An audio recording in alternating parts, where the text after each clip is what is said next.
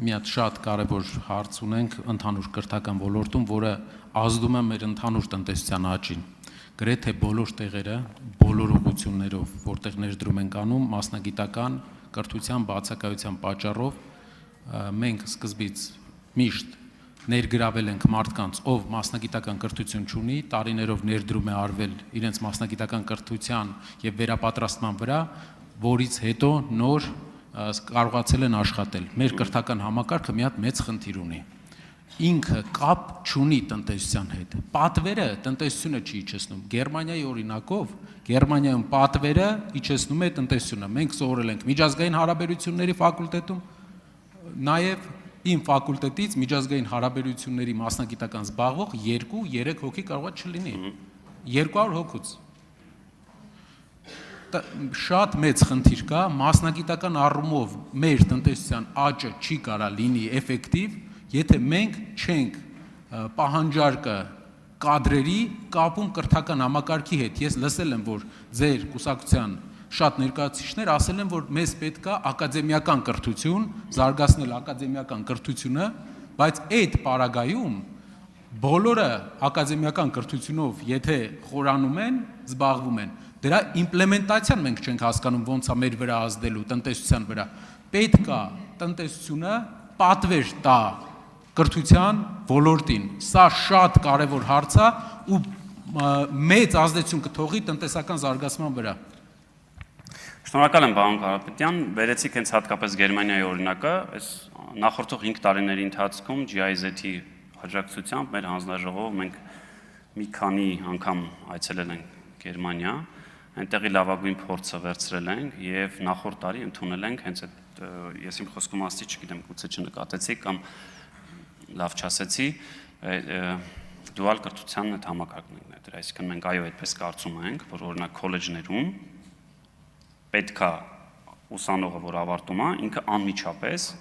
նույնիսկ դրա նախորդող որոշակի ժամանակահատվածում արդեն իսկ աշխատատեղ ունենա։ Ինչ են կարել, ասել ենք, հարգելի բիզնեսի ներկայացուցիչներին, ասում ենք եկեք ներգրավեք քոլեջների կառավարման կամ խորհրդում կամ որևէ ձևով հուշագիր ստորագրեք եւ օրինակի համար տեսական գիտելիքները ուսանողը կստանա դասախոսից, բայց այդ տեսական գիտելիքների գործնական մասը ոչ միայն կստանա գործարարից, այլ նաև գործարարն է գնահատելու։ Եթե ավելի պատկերավոր ասեմ, հիմա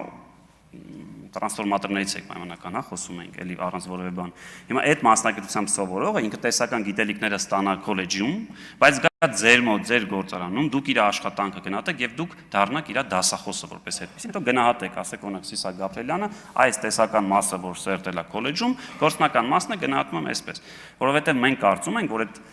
թիվը, որ օրինակ ես էլ հպարտությամբ ասի 47000, այո, համաձայն եմ ձեզ հետ։ Իսկ արդյոք մենք ունենք կամ պատկերացում ունենք, թե 47000-ից քանիսն են այդ բանը, որ ավարտեն կգնան եւ կմտնեն աշխատաշուկա։ Մենք կարծում ենք, որ տանջուրպետը շատ մեծ, այո, որոշ դեպքերում շատ մեծ է, որովհետեւ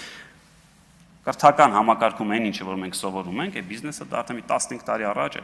այդ մեթոդներով չի, իմ մոտ էլ ա եղել այդպես։ Առաջին մասնակցության որ սովորել եմ ԵՊՀ-ում,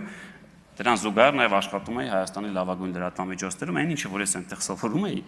ես հետո որ դասից հետո գնում էի աշխատանքի, ես հասկանում էի, որ ընդհանրապես մեկը մյուսի հետ կապ չունեն։ Այստեղ համաձայն եմ ձեզ հետ, բայց այդ մոդելը ներդրված է, եթե էլի այլ լավ լուծումներ, հենց գերմանական օրինակն ենք վերի ավելին Նիդերլանդներ են եղել եւ այնտեղ նույնիսկ բիզնեսի որոշ տեսակների վրա դրած է այդ պարտավորությունը, ասում դու պայմանական ունես 100 աշխատող, տոկոսա դրած 3 կամ 5%-ը պետքա պարտադիր ներգրավես քոլեջի ավարտական կուրսի երեխաներին, այսինքն բիզնեսը որ բացում է, ինքը գիտի, որ ինքը պետքա իր աշխատողների ընդհանուր թվականակի որոշակի տոկոսը ներգրավի այս քոլեջներից։ Կարող ենք նաև ավելի մենք էլ այդ մոտեցմանը գնալ եւ որոշ դեպքերում, որոշ մասնակցություններով բիզնեսին այսպես ասենք պարտադրենք, որ քոլեջներ զերծեն, որտեղ մեծ հաշվով, այո, վերջնարդյունքում այդ մասնագետը թե կարմիր դիպլոմով կրնի, թե կապույտ դիպլոմով կրնի, իր արդյունքը, իր գնահատողը գործարարն է, որը իրան պետք է աշխատանքի ընդունի։ Արձագանք ոչ միայն քոլեջների, այլ նաև համալսարանական կրթության մասին է խոսքը, որովհետև շատ ոլորտներ կան, որ խորը համալսարանական կրթության կարիք ունեն։ Դուք ասեք մասնագիտական այո, համալսարանում անգամ մասնագիտական, օրինակ տարբեր արդյունաբերական Բրեշա քաղաքը Իտալիայում հիմնականում արդյունաբերական համալսարանական կրթություն է տալիս։ Եվ ժամանակի շատ կարևոր է, եթե այս ուղղությամբ աշխատանք կատարվի, մեր գործընկերները այդտեղ նաև կարևոր փոփոխությունների առաջարկներ կանեն։ Մյուս հարցը IT ոլորտը բավական մեծ պահանջարկ ունի, բայց մի խնդիր կա, վարձերը շրջանների մեր հայրենակիցների համար բավական բարձր են, օրինակ պոլիտեխնիկական համալսարանում։ Քանի որ ով ավարտում է արագ աշխատանք է գտնում, գործազրկության հարցը, որը 100,000-ներով է մեր երկրում, մենք կարող ենք լուծել ինչ որ ձև աջակցելով, սուբսիդավորելով IT ոլորտի կրթության սակագինը, վճարը ընտանիքների համար։ Շնորհակալ եմ պարոն Կարապետյան, ժամանակս չէր հերիք է, ուրախ եմ, որ հնարավորություն տվեցիք ասելու, մեր նախընտրական ծրագրում գրված է, որ սոցիալական խնդիրների կամ ավելի պարզ ասած գումարի պատճառով որևէ ուսանող, որը մոգից բարձր շեմ ունի, դուրս չի մնալու համալսարանից։ Եթե ավելի այսպես ժողովրդական լեզվով ասենք, քանի որ նաև հետևել եմ ձեր նախընտրական շրջանում, հատկապես այս բլոկի խոստումներին, անվճար է լինելու մեծ հաշվով, ես այդ բառը չեմ սիրում անվճար, որովհետև կարծում կրթությունը նախ չպետք է լինի անվճար, այլ հարցը, որ դա այլ աղբյուրներից պետք է ֆինանսավորենք։ Այո, մեր նախընտրական ծրագրում ֆիքսել ենք եւ նաեւ կառավարության ծրագրում կա եւ նաեւ կարող եմ ձեզ ասել, որ անցնող 5 տարիների ընթացքում ես չեմ հանդիպել այդպիսի դեպք մի ուսանող, որը ունի մոգի բարձր շեմ եւ դուրս է մնացել համալսարանից։ Չեմ հանդիպել եւ նաեւ արձանագրել ենք, որ այս նոր համակարգում էլ